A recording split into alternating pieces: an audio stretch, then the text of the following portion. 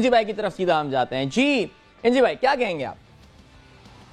नहीं, जो कोयटा की जो मुश्किलें हैं ना, वो मेरे ख्याल में क्योंकि जी वो खुद भी है ना, माइंड उनका क्लियर नहीं है क्योंकि जी उन्होंने किस तरह की क्रिकेट खेलनी है या वो क्या करना चाह रहे हैं।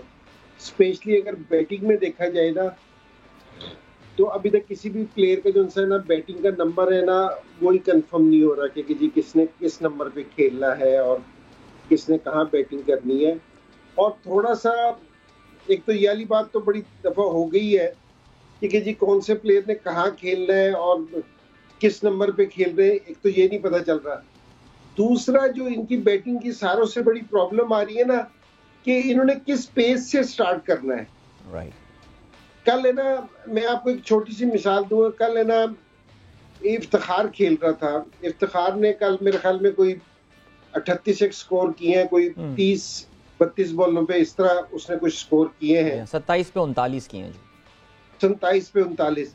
जो उसका पहली 12 बॉलों पे थे ना, 9 से 10 बॉलों पे स्कोर उसका 12 से 13 था। उस टाइम एवरेज है ना आपकी 14 से 15 पे जा चुकी थी। हाँ बिल्कुल।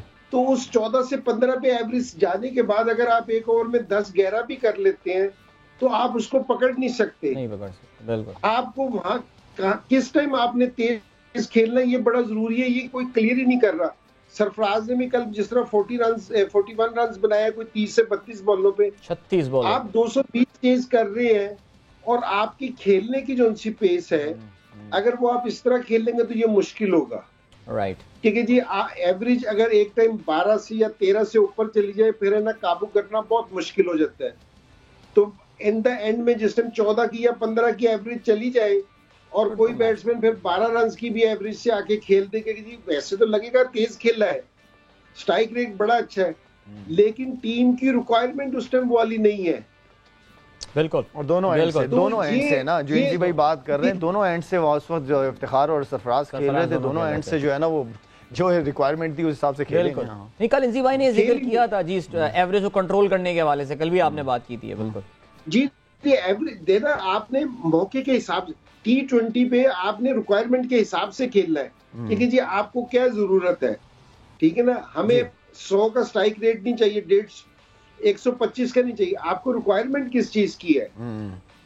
तो ये बहुत जरूरी चीज है क्योंकि जो इनकी जो बैटिंग है ना, एक तो नंबर कंफर्म नहीं है। जिस तरह कल हफीज आया, बड़ा अच्छा खेला। हफीज जैसे बड़ा मुश्किल होता है किसी भी प्लेयर के लिए, हफीज लेकिन बहुत अच्छा खेला। लेकिन दूसरे बैट्समैन है ना, कोई किसी का नंबर सेटल नहीं है, तो फिर वैसे भी बैट्समैन के लिए मुश्किल हो जाती है कि मैंने इफ्तिखार का नाम लिया या सरफराज का नाम लिया, क्रिटिसिज्म के लिए नहीं लिया। लेकिन आई थिंक कुछ हमारा जो है वो जरा स्टक कर गया इंटरनेट। लाला आपसे मैं यही सवाल पुटअप करता हूँ, कोयटा ग्लैडिएटर। अच्छा, मैं एक सवाल क्यों मिसबा और इमाम से पूछना, इवन के इरम से भी पूछना चाह रहा हूँ।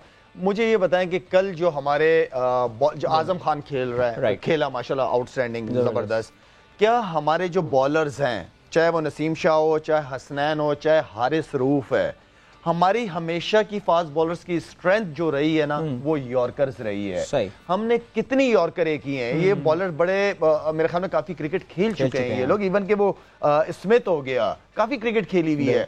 ये अब अच्छा पिच है, ठीक है, जिसपे स्लो वन भी आराम से सोच समझ के आ रहा है, आपको इतना टाइम मिल रहा है बैट्समैनों के, और वो अपनी फेवरेट एरिया जो बैट्समैनों की एरिया है वहां पे मारने का। लेकिन उसके बावजूद हमारे इन एक्सपीरियंस बॉलरों ने यॉर्कर्स की तरफ जा ही नहीं रहा, कोई यॉर्कर कर ही नहीं रहा। मिसबा, आपका क्या इस पे पॉइंट ऑफ व्यू होगा कि क्या जहां बैटिंग इतनी अच्छी रही वहां पे कुछ बॉलर्स की भी गलती थी जो ऐसी अपॉर्चुनिटीज दी इस्लामाबाद के प्लेयर्स को? बिल्कुल, लाला ने सही बात की है, सही नोट किया लाला ने कि अगर आप एक ऐसा प्लेयर के जो इन फॉर्म है और जो ज़बरदस्त कनेक्ट कर रहा है बॉल, हर किस्म के बॉल को, तो दो चीज़ें बड़ी इम्पोर्टेंट है उस जगह पे। नंबर 1 के आज़म जिस किस्म का प्लेयर है और जिस किस्म की उसकी ओवरऑल अगर बॉडी फिज़ीक वाइज भी उसको देखें, तो उसको जब भी आप उसके बाजू एक्सटेंशन उसको मिलेगी ना, वो आपको नहीं छोड़ेगा। हम शायद ये समझते हैं कि ऑफ स्टम्प के बाहर इसको कर दो, भाई जब आप चौथी स्टम्प पे करेंगे तो वो तो आप पूरा उसको उसके बाजू खुलने दे रहे हैं, वहाँ से वो आपको एक्स्ट्रा कवर के ऊपर से भी मार रहा है, उसको पॉइंट के ऊपर से भी छक्का मार रहा है, और वहाँ से वो आपको लॉन्ग ऑन और मिड विकेट के ऊपर से भी छक्के मार रहा है, क्योंकि उसको पूरी लीवरेज मिल रही है, उसकी बाजू एक्सटेंड और पावर उसके पास है, हैंड स्पीड भी उसकी ठीक है।